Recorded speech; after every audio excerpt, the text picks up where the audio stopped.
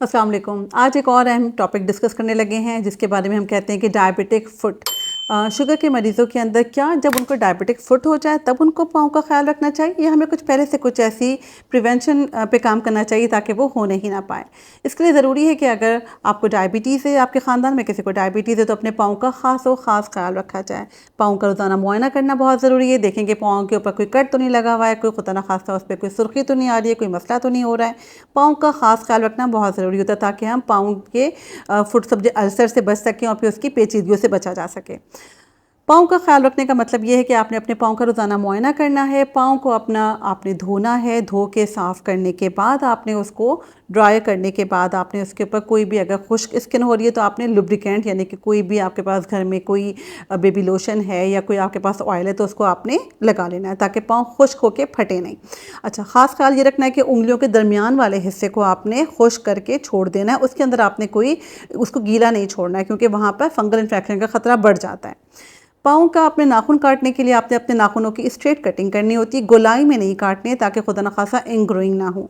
जूते का इस्तेमाल बहुत अहम होता है कि जूता आपका प्रॉपर हो, पाँव के साइज़ के हिसाब से हो, थोड़ा सा वो आपका होना चाहिए ऊंचा सोल ताकि वो कुशन का इफ़ेक्ट कर सके और पाँव आपका जो जूता है वो पाँव की शक्ल के हिसाब से होना चाहिए। ये ना हो कि हाई हील के शूज़ या पेशावरी चप्पलें या जो बहुत ही सख्त किस्म के जूते होते हैं वो इस्तेमाल किए जाएँ।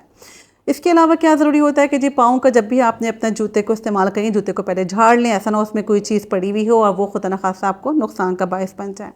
अक्सर लोग पूछते नज़र आते हैं कि जी हमारे घर के अंदर तो बहुत सफाई रहती है, हम कारपेट यूज़ करते तो उस पर तो हम नहीं चल सकते ना, जिस पर तो नंगे पाँव चलना होता है। तो ऐसा नहीं है, नंगे पाँव कभी भी नहीं चलना है, चाहे वो घास हो चाहे वो कारपेट हो, क्योंकि हो सकता है कि पाँव में शुगर की वजह से हिस्सियात का मुतासर हो जाए और ख़बर ही ना हो और कोई चीज़ चुभ जाए।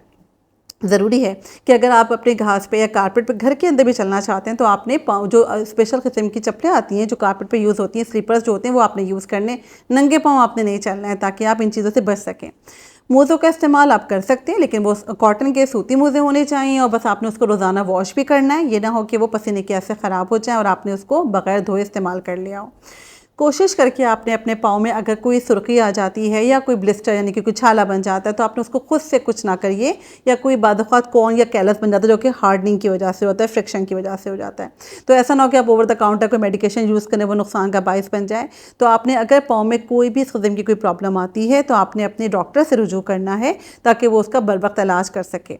इसके अलावा क्या हो सकता है कि जी अगर आपकी शुगर्स अच्छी कंट्रोल नहीं होती हैं, आपके प्रॉपर वॉक नहीं होती, तो भी चीज़ों का सप्लाई जो खून की सप्लाई होती है ब्लड की पाँव को, वो भी मुतासर होना शुरू हो जाती है। मिसाल के तौर पे अगर आपका तंबाकू नोशी का इस्तेमाल है, अब हमारे पास ई सिगरेट्स, वेपिंग का इस्तेमाल बढ़ता चला जा रहा है ख़ासतौर पर यंगर पॉपुलेशन के अंदर, और टाइप 2 डायबिटीज़ भी यंगर पॉपुलेशन में मिलती जा रही है। तो इस बात का ख्याल रखना बहुत ज़रूरी है कि पान, तंबाकू, निस्वार, गुटखा यानी कि स्मोकलेस टोबैको और स्मोकिंग वाला टोबैको और वेपिंग, इन सब चीज़ों को अवॉइड किया जाए ताकि आप हेल्दी लाइफ गुजार सकें।